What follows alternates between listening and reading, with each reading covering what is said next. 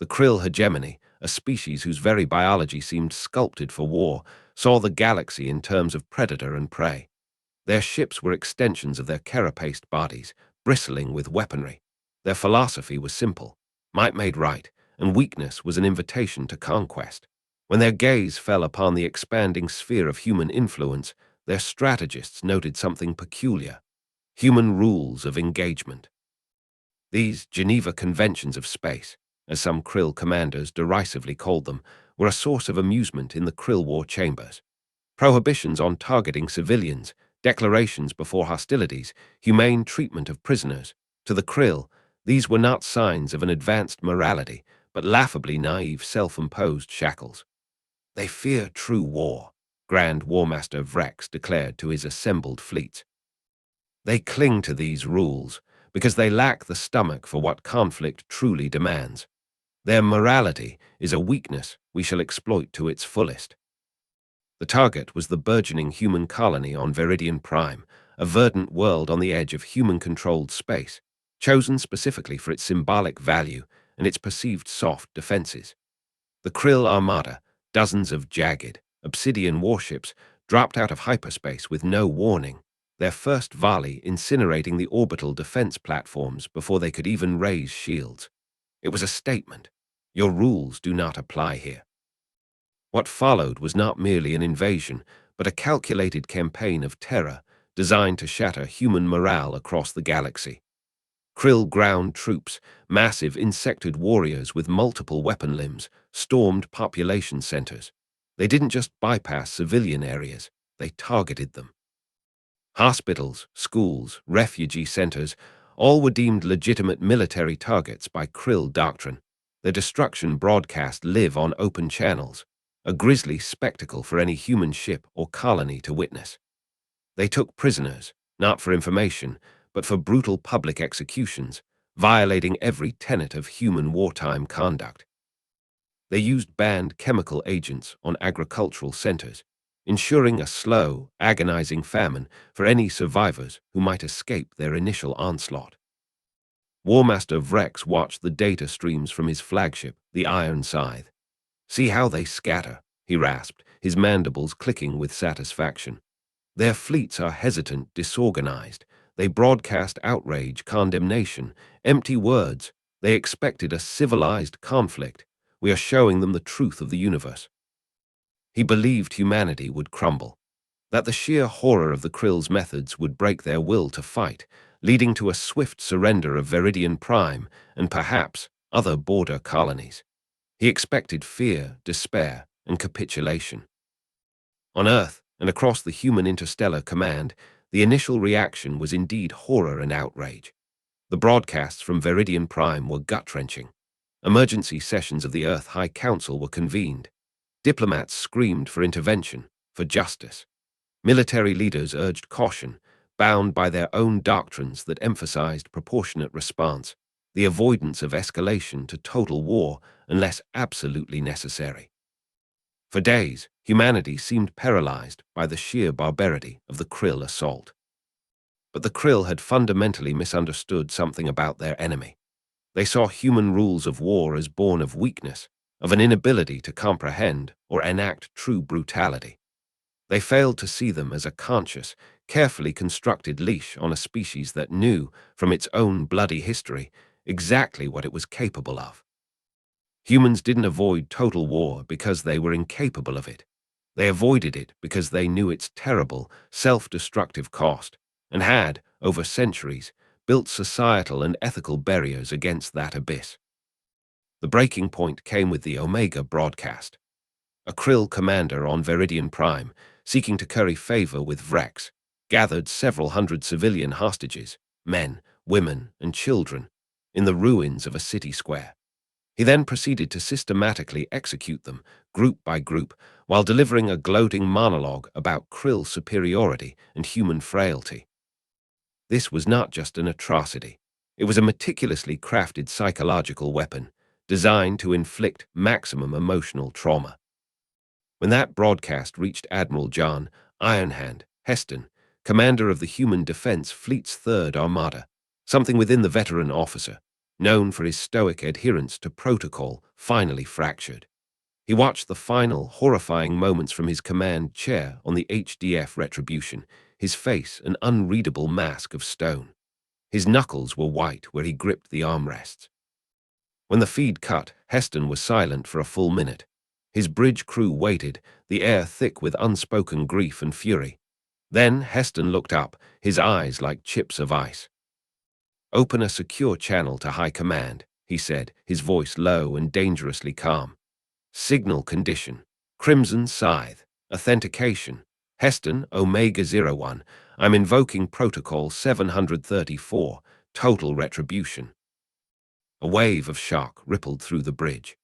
Protocol 734 was a theoretical construct, a doomsday switch buried deep within human military doctrine. It was the ultimate, all bets are off, directive, authorizing the complete abandonment of self-imposed ethical limitations in warfare in response to an existential threat or an enemy that had demonstrated utter contempt for any and all recognized laws of conflict. It was, in essence, the unchaining of humanity's darkest capabilities, reserved for a foe that had proven it understood nothing but overwhelming, annihilating force. It had never been invoked. High Command confirmed the authentication within minutes. The message was simple. Protocol 734 active, all strategic and ethical limitations rescinded. Objective, absolute cessation of Krill hegemony threat. No quarter, no mercy, no rules. War Master Vrex was informed of the human transmission. He scoffed. "Total retribution. Are they finally going to fight with a little spirit? It is too late.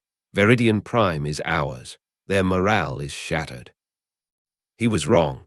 Morale was not shattered. It had been transmuted into something cold, hard, and terrifyingly focused.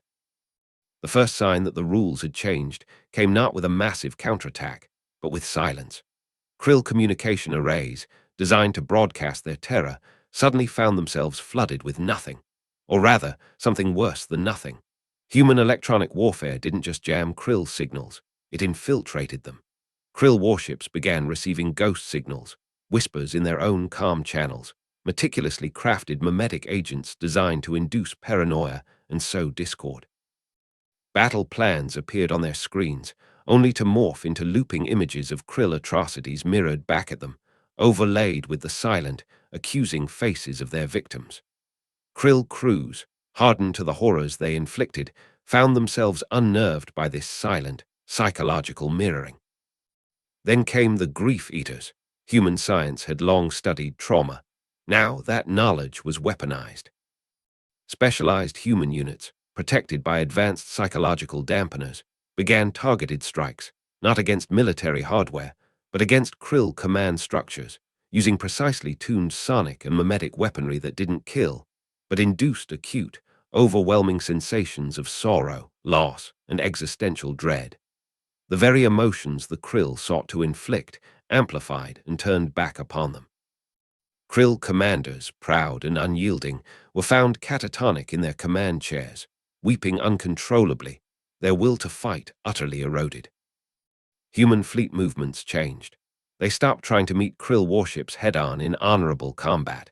Instead, they employed hit-and-run tactics with chilling precision, using cloaked hunter-killer groups that appeared from nowhere, disabled critical systems with surgical strikes, and vanished, leaving Krill ships adrift and vulnerable.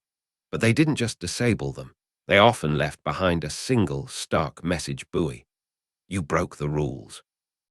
On the ground, human special forces, previously constrained by rules of engagement, became ghosts. They didn't seek to liberate territory initially. They sowed chaos. They turned the Krill's own terror tactics against them, but with a terrifying creativity.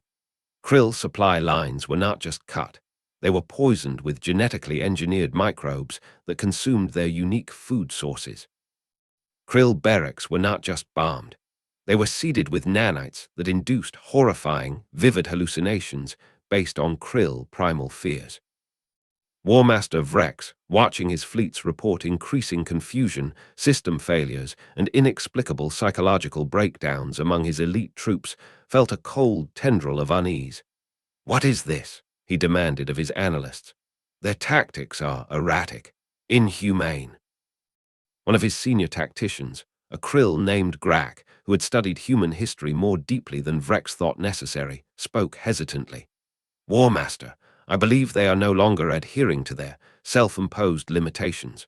Their historical records, though they often downplay it, show periods where they engaged in what they termed total war. It was exceedingly brutal. They seem to have a capacity for it they normally suppress. Vrex slammed a clawed fist on his console. Suppress. They are weak, sentimental. But the reports kept coming. Human forces initiated scorched earth protocols on Krill-occupied installations on Viridian Prime, but with a terrifying twist. They didn't just destroy infrastructure. They rendered entire regions uninhabitable for Krill biology for generations, using tailored ecological weapons. They didn't target Krill civilians directly in their home systems, not yet, but they made it clear through devastating, precise strikes on Krill military-industrial complexes that no target was off-limits. They demonstrated an ability to project force anywhere, with impunity. The most chilling aspect was the human understanding of generational warfare. Human intelligence began leaking information to subjugated species within the Krill hegemony, not just promises of liberation, but practical, untraceable tools and strategies for long-term, attritional resistance. They weren't just fighting the current Krill armies. They were systematically dismantling the hegemony's ability to wage war in the future, planting the seeds of its internal collapse. The Krill, who had always fought wars of swift, brutal conquest, found themselves mired in a conflict that was becoming a slow, agonizing bleed. Their ships were haunted. Their soldiers were losing their minds. Their supply lines were failing. Their allies were becoming restive. The humans were not fighting like a cornered animal, lashing out wildly. They were fighting like a cold, calculating exterminator, systematically dismantling a pest infestation. Omega broadcast, commander on Viridian Prime, was not captured. His entire garrison was methodically isolated. Then their section of the ruined city was encased in an impenetrable energy field. For days, the Krill garrison was subjected to a relentless barrage of psychological warfare. The sounds of their victims, illusions of their own kind turning on them, the slow, creeping realization of their utter isolation. When the field finally dropped, the human forces found not a single Krill alive. They had destroyed each other. War Master Vrex watched the recording of that final outcome, his multiple eyes wide with a horror he had never imagined feeling. This wasn't war as he knew it. This was something else, something colder, something absolute. He finally understood. Human rules of war weren't a shield for their weakness. They were a cage built around their own terrifying potential. A cage the Krill themselves had just shattered. The Krill hegemony began to crumble. Fleet after fleet was outmaneuvered, disabled, or simply vanished. Krill worlds, sensing the shift in power and emboldened by human support, rose in rebellion.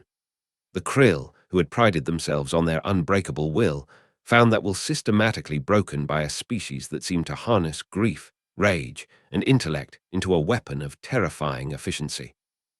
The final battle was not a glorious clash of armadas, but the methodical cornering of Vrex's flagship, the Iron Scythe, its systems failing, its crew demoralized, its mighty weapons silenced. Admiral Heston's ship, the Retribution, hailed them, not with demands for surrender, but with a simple, chilling statement broadcast on all frequencies for the galaxy to hear. War Master Vrex of the Krill hegemony, you were given a choice. You chose to break the rules that separate sentient beings from monsters. You have witnessed the consequences. The human defense fleet does not offer terms to those who engage in systematic atrocity. We offer only cessation. The Iron Scythe was then systematically dismantled, piece by piece, by precision fire, its destruction a cold, emotionless display of overwhelming power. Vrex perished with his ship, his final moments filled with the dawning, horrifying realization of his species' catastrophic misjudgment. The Krill hegemony didn't just lose a war. It ceased to exist within a standard solar year of Protocol 734 being invoked. Its territories were liberated, its military machine shattered beyond repair. The rest of the galaxy watched in stunned silence, then in dawning, terrified respect. The species they had often dismissed as naive idealists, or at best, well-meaning but soft, had revealed a capacity for ruthless, total warfare that made even the most hardened militaristic races recoil. The message was clear. Human morality in conflict was not a limitation imposed by weakness, but a deliberate, self-imposed restraint. It was a gift of mercy, a choice to hold back the abyss. And the Krill had, in their arrogance, thrown that gift back in humanity's face. A new warning spread through the stars, whispered in diplomatic chambers and shouted in military briefings. Never make them break their own rules. Human military observers, once treated with polite condescension, were now afforded the gravest consideration. Galactic treaties were rewritten. The understanding of humanity had irrevocably, terrifyingly changed. There was still a species that valued peace, that strived for ethical conduct.